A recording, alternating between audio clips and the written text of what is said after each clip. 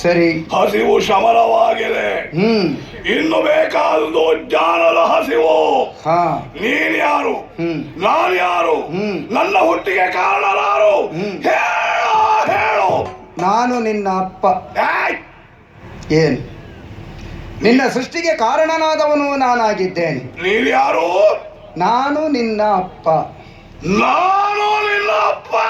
ಹಾಗಲ್ಲವೋ, ನೀನು ನನ್ನ ಮಗ. ನೀನು ನನ್ನ ಮಗ. ಹಾಗೆ ಚೆಲ್ಲುವುದಕ್ಕೆ ಕಾರಣ ಭಸ್ಮದಲ್ಲಿ ಹರಳೊಂದಿತ್ತು. ಆ ಹರಳಿನ ಹಿನ್ನೆಲೆಯಾಗಿ ನೀನು ಹುಟ್ಟಿದೆ. ನೇರವಾಗಿ ಇತ್ತ ಕಡೆಗೆ ಬಂದಿದ್ದಿ.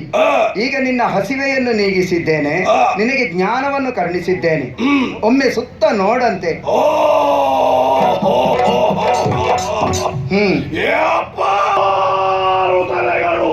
ಆರ್ಮಗನೀತ ಮಾತ್ರವಲ್ಲ, ಕೇವಲ ಹುಳುವಿನಂತೆ ಕಾಣುತ್ತಿದ್ದಾರೆ ನನ್ನ ಎದುರಿಗೆ. ಅವನು ಯಾರಪ್ಪ? ಆತನೇ ಷಡಾನನ, ಆತನೇ ಷಣ್ಮುಖ.